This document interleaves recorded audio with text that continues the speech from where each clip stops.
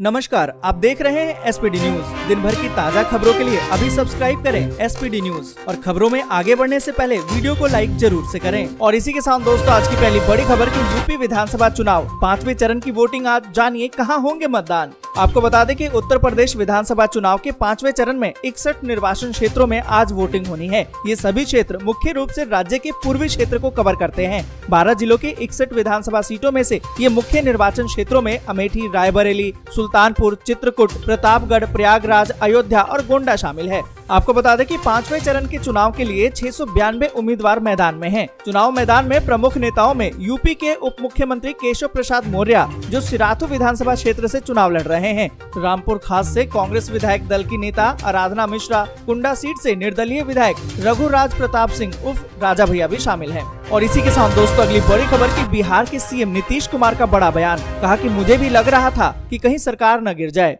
दोस्तों, यहाँ पर आपको बता दें कि समाज सुधार अभियान के तहत शनिवार को बेगूसराय पहुंचे मुख्यमंत्री नीतीश कुमार ने पूरी तरह से शराबबंदी को लेकर फिर अपना संकल्प दोहराया है। एक जनसभा को संबोधित करते हुए बिहार में पूरी तरह से शराबबंदी लागू रहेगी और इसके लिए निरंतर अभियान भी चलाया जाएगा। उन्होंने कहा कि कर्पूरी ठाकुर ने भी शराबबंदी लागू की थी, 2 साल में उनकी सरकार गिर गई। मुझे भी लग रहा था कहीं फिर ऐसा न हो, लेकिन पहले ही सोच लिया था कि अच्छे तरीके से शराबबंदी को लागू करेंगे। यूएनएससी में इंडिया के कदम की रशिया ने की तारीफ। रूस के खिलाफ प्रस्ताव पर भारत ने नहीं किया था वोट। आपको बता दें कि रूस और यूक्रेन के बीच में युद्ध चल रहा है। रूस की सेना यूक्रेन की राजधानी कीव की तरफ बढ़ रही है। रूस की तरफ से यूक्रेन पर किए गए हमले के खिलाफ संयुक्त राष्ट्र सुरक्षा परिषद में प्रस्ताव लाया गया था। अमेरिका के प्रस्ताव पर संयुक्त राष्ट्र सुरक्षा परिषद में मतदान हुआ, जिसमें चीन के साथ भारत और संयुक्त अरब अमीरात शामिल नहीं हुए। रूस ने भारत के इस कदम की तारीफ की है। आपको बता दें कि यूक्रेन मसले को लेकर जिस तरीके से भारत ने निष्पक्ष और संतुलित रुख दिखाया है, रूस ने उसकी तारीफ की है।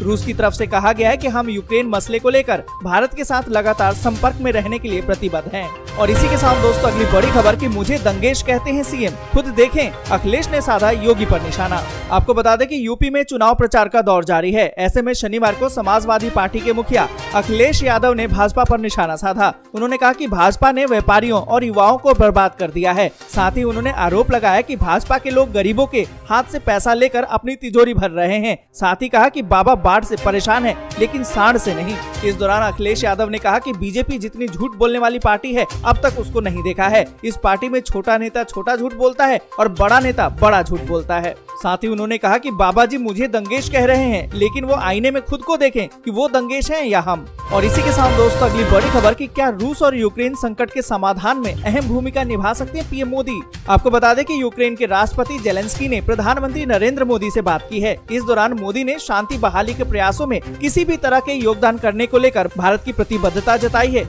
आपको बता दें कि प्रधानमंत्री कार्यालय यानी कि पीएमओ की तरफ से जारी बयान के मुताबिक पीएम मोदी ने वहां जारी संघर्ष की वजह से जान और माल को हुए नुकसान पर गहरी पीड़ा को व्यक्त किया है। उन्होंने भारतीय नागरिकों को जल्दी से जल्दी सुरक्षित निकालने के लिए यूक्रेन के अधिकारियों से उपयुक्त कदम उठाने का भी अनुरोध किया। आपको बता दें कि प्रधानमंत्री मोदी ने तत्काल हिंसा को समाप्त करने और वार्ता की तरफ लौटने के अपने आह्वान को दोहराया है। साथ ही वहाँ शांति बहाली के प्रयासों में से किसी भी प्रकार का योगदान देने की पेशकश की है। और इसी के साथ दोस्तों, अगली बड़ी खबर नड्डा ने कहा आतंकवादियों से मिली हुई है समाजवादी पार्टी। आपको बता दें कि भारतीय जनता पार्टी के राष्ट्रीय अध्यक्ष जेपी नड्डा ने शनिवार को राज्य की मुख्य विपक्षी समाजवादी पार्टी के प्रमुख अखिलेश यादव पर जमकर निशाना साधा और 2 टूक कहा, मेरा ये आरोप है कि समाजवादी पार्टी का संबंध आतंकवादियों से है। उन्होंने एक जनसभा को संबोधित करते हुए कहा, मेरा ये आरोप है कि समाजवादी पार्टी का संबंध आतंकवादियों के साथ है। मेरा ये आरोप है कि समाजवादी पार्टी के नेता गुंडों को संरक्षण देते हैं। नड्डा ने कहा कि गुंडा शब्द सपा वालों के लिए बहुत ही हल्का है। सपा वाले तो आतंकवादियों के साथ मिले हुए हैं। उन्होंने आरोप लगाया कि अखिलेश के शासन में यूपी में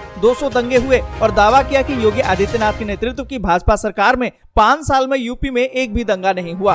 और इसी के साथ दोस्तों, अगली बड़ी खबर की योगी आदित्यनाथ का कटाक्ष। कहा कि सपा के नेता इंग्लैंड, ऑस्ट्रेलिया का बुक करा रहे हैं टिकट। आपको बता दें कि उत्तर प्रदेश के मुख्यमंत्री योगी आदित्यनाथ ने कहा है कि मौजूदा विधानसभा चुनाव के परिणाम को भांपकर अब समाजवादी पार्टी के नेता कोई इंग्लैंड तो कोई ऑस्ट्रेलिया का टिकट बुक करवा रहा है। जिनकी क्षमता नहीं है वे दूसरे राज्यों का टिकट बुक करवा रहे हैं। आपको बता दें कि उन्होंने एक चुनावी सभा को संबोधित करते हुए कहा कि सपा और बसपा की सरकारें विकास और कामकाज के मामले में भारतीय जनता पार्टी की सरकार से मुकाबला मुकाबला नहीं कर पाएंगी। 10 मार्च के बाद माफिया तत्वों के विरोध में कार्रवाई अब तेज कर दी जाएगी। और इसी के साथ दोस्तों अगली बड़ी खबर की हेल्थ वेबिनार में बोले PM Narendra Modi, one India one health से पूरे देश में मिलेगी एक जैसी स्वास्थ्य सेवाएं। आपको बता दें कि प्रधानमंत्री नरेंद्र मोदी ने आम बजट 2022 में स्वास्थ्य क्षेत्र के लिए किए गए प्रावधानों पर आयोजित एक वेबिनार को संबोधित किया। इस दौरान पीएम नरेंद्र मोदी ने कहा कि कोरोना टीकाकरण के लिए जो डिजिटल प्लेटफॉर्म कोविन बनाया गया था, उसके माध्यम से हमारी डिजिटल तकनीक का लोहा पूरी दुनिया ने माना है। आयुष्मान भारत डिजिटल मिशन से ही इससे देश में उपचार पाना और देना दोनों ही बहुत ही आसान हो गए हैं। और इतना ही नहीं, ये भारत के क्वालिटी और अफोर्डेबल हेल्थ केयर सिस्टम की ग्लोबल एक्सेस को भी आसान बनाएगा। साथ ही आपको बता दें कि कार्यक्रम को संबोधित करते हुए पीएम नरेंद्र मोदी ने कहा कि सबसे पहले तो आप सभी को दुनिया के सबसे बड़े वैक्सीनेशन मिशन को सफलतापूर्वक चलाने के लिए 130 करोड़ देशवासियों की तरफ से मैं बहुत बहुत बधाई देता हूं। उन्होंने कहा कि स्वच्छ भारत मिशन हो, फिट इंडिया हो या फिर पोषण मिशन हो, मिशन इंद्रधनुष हो, आयुष्मान भारत हो या फिर जल जीवन मिशन हो, ऐसे सभी मिशन को हमें ज्यादा से ज्यादा लोगों तक लेकर जाना है।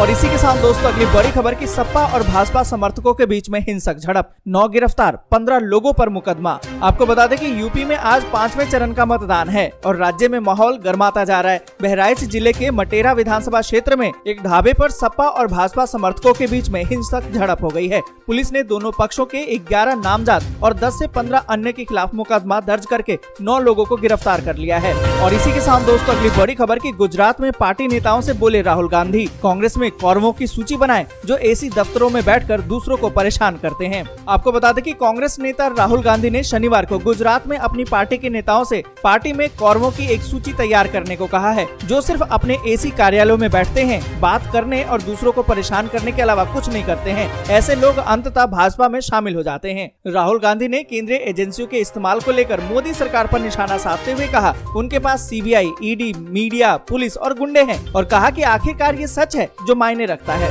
और इसी के साथ दोस्तों अगली बड़ी खबर की पोलैंड समेत कई देश कर रहे हैं यूक्रेन को हथियार सप्लाई। भारत में पोलैंड के राजदूत ने कही ये बड़ी बात। आपको बता दें कि रूस की सेना यूक्रेन पर लगातार हमला करते जा रही है। खबरों की माने तो जल्द ही कीव पर कब्जा कर सकती है। रूस यूक्रेन पर चौतरफा हमला कर रहा है, जिस वजह से यूक्रेन की सेना पीछे हटने को मजबूर हो गई है। अमेरिका ने यूक्रेनी राष्ट्रपति जेलेंस्की को देश छोड़ने का प्रस्ताव दिया है, लेकिन उन्होंने इसको ठुकरा दिया है। वहीं यूक्रेन पर मंडराते खतरे के बीच भारत में पोलैंड के राजदूत ने एक बार फिर से बड़ा बयान दिया है। उन्होंने कहा है कि पोलैंड और यूरोपीय संघ के अन्य देश रूस द्वारा यूक्रेन पर हमले की निंदा करते हैं। उन्होंने कहा कि पोलैंड और कुछ अन्य देश यूक्रेन को हथियारों की आपूर्ति कर रहे हैं। और इसी के साथ दोस्तों अगली बड़ी खबर कि रूस में फेसबुक पर लगा बैन। एफबी ने सरकार की एजेंसी के अकाउंट्स को किया बंद, बदले में उस पर आंशिक प्रतिबंध। आपको बता दें कि रूस ने फेसबुक पर आंशिक प्रतिबंध लगाने का ऐलान कर दिया है। इसकी वजह से सोशल मीडिया कंपनी का यूक्रेन पर किए गए हमले के बाद रूसी सरकार को सपोर्ट करने वाले कई अकाउंट्स की पहुंच को सीमित करके बताया गया है। आपको बता दें कि खबर के मुताबिक अकाउंट्स पर बैन लगाते हुए उनके कंटेंट को अविश्वसनीय बताया गया और फेसबुक पर ऑडियंस को कम करने के लिए सर्च रिजल्ट पर भी टेक्निकल बैन लगा दिया गया है। दोस्तों आज के लिए बस यहीं तक। वीडियो आपको अच्छी लगी हो तो लाइक और शेयर जरूर कर दें। अगर अभी तक आपने चैनल को सब्सक्राइब नहीं किया है तो सब्सक्राइब जरूर से कर लें।